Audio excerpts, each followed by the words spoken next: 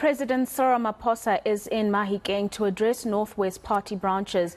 Pule Letshwiti-Jones is there and joins us for the very latest. Very good afternoon to you, Pule Letshwiti-Jones. What are some of the key issues that the President is hoping he can tackle with the branch members during his visit?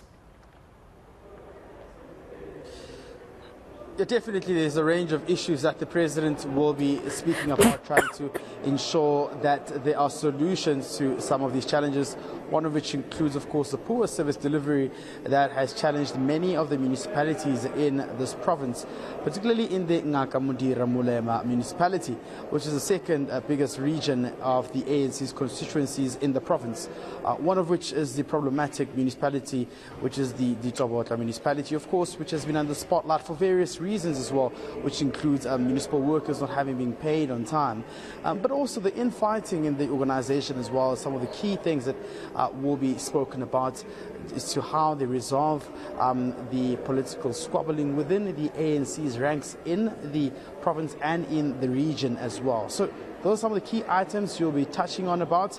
We are currently here at the Mabatho Convention Center, where just behind me is currently addressing some of the ANC's branch executive committee members and the regional leaders as well, pertaining to these issues that have been raised. It's a closed-end session. We haven't had the opportunity to go inside to listen to the President speaking. However, we can confirm he's currently speaking right now. We're being told by some of the officials, and we're expecting him to actually step out after the plenary session has concluded, and then he will be briefing the media pertaining to a lot of issues, including what is happening here in the region, but also national perspective, looking at the cholera outbreak and, of course, the energy crisis in the country as well.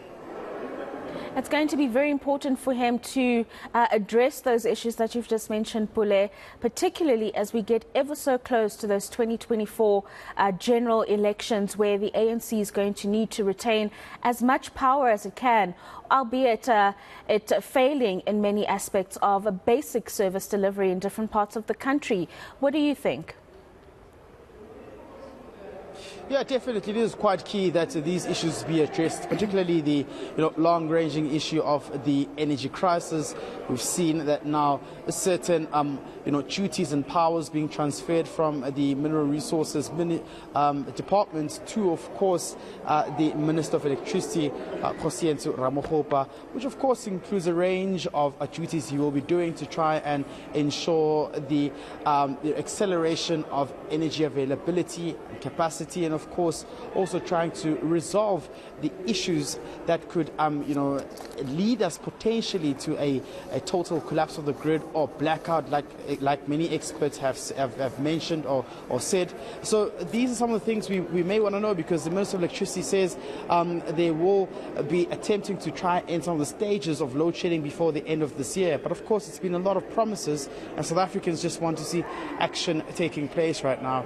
But also the cholera outbreak, where many communities in Hammanskraal, especially in the area of Kanana, which is currently the epicenter, saying that they want the President to say something, the President to speak to this issue here. Of course, we've seen how the Tshwane municipality is working with the Department of Water and Sanitation to try and secure, great funding to fix the Rooiwal water plant, phase 2 of the project, to ensure the distribution of clean water to residents in Hammanskraal. So those are the issues that the President, of course, will be speaking about as well.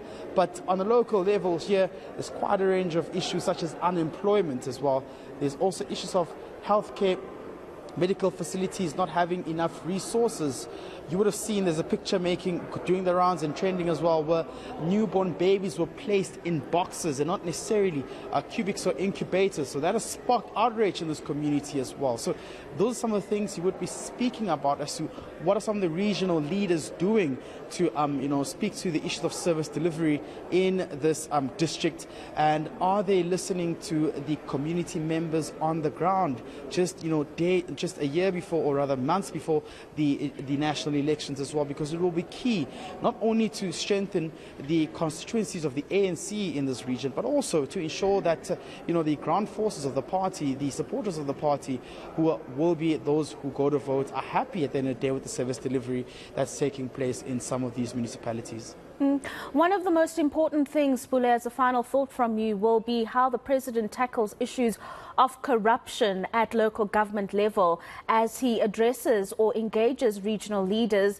One of the key things he needs to be able to address, which is one of the biggest elephants in any political room, is that many of these leaders want to eat, in inverted commas, if you will, and of course that putting at risk the provision of a service delivery.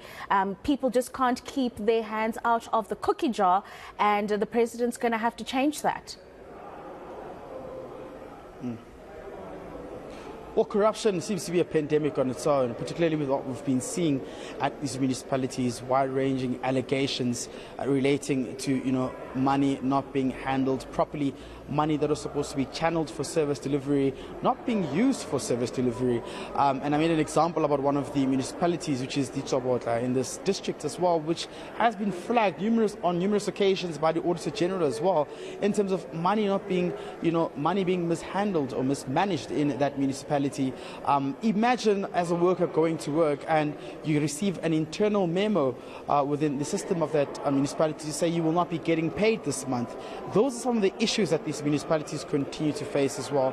And where we are here in Mahikeng, there are issues around service delivery, potholes not being patched or roads not being rehabilitated, water infrastructure ailing as well and decaying, and those speak to monies that are supposed to be channeled for those kind of projects. And residents really just want to find out and hear from the president what are the answers, what are the solutions that would have come out from this plenary here to speak to actually ensuring that service delivery can be the order of the day. Because one can also say that residents, when going to the polls, can change their minds and not necessarily vote for the ANC due to the promises that have been made without them being fulfilled as well in this municipality. So those are some of the things we will be expecting to hear, because when we were inside and allowed to listen, you got a sense that many of the regional executive committee members and of course leaders on the ground are complaining that services are not being accelerated on ground level, and that residents are really getting frustrated.